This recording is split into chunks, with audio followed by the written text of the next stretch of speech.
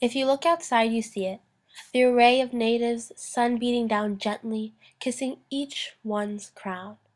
Hopefully, years from now, people will never know of the immense amount of suffering and perseverance it took to get to this point. Though, we have to learn from our mistakes.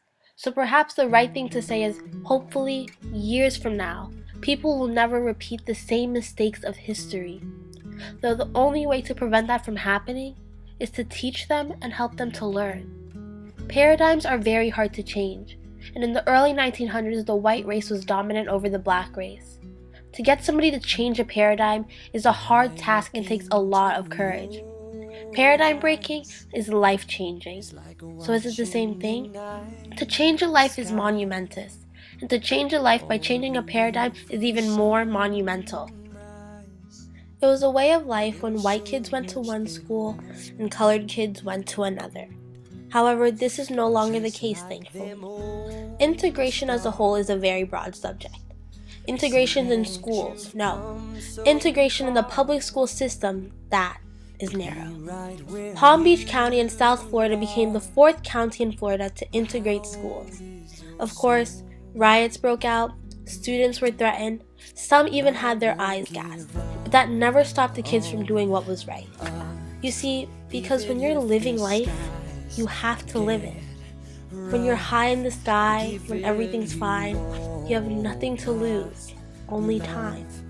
Take hold, never let go, for it may be the last time you get to say no. If these students were not brave enough to endure the cruel taunts that they received, our world would be where it was 50 years ago.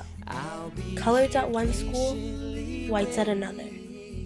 America is known to be a melting pot all over the world. But what the world doesn't know is how hard the fight actually was. How difficult it was to get where we are today.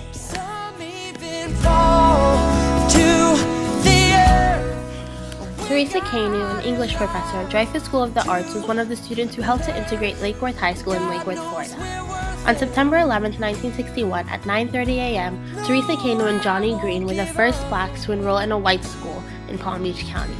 Without her, many students would not attend Lake Worth High School or Dreyfus today. With her brave move, along with others, she helped for others to gain strength and to persevere, which ultimately changed the lives of many.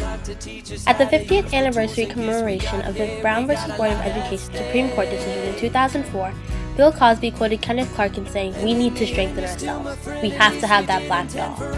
He went on to ask the following question: what good is Brown v. Board of Education if nobody wants it? I realized that without them, I wouldn't be able to go to the school that I go to now. I realized that I want it. Brown v. Board of Education was more than just a Supreme Court decision. It was a decision that altered lives.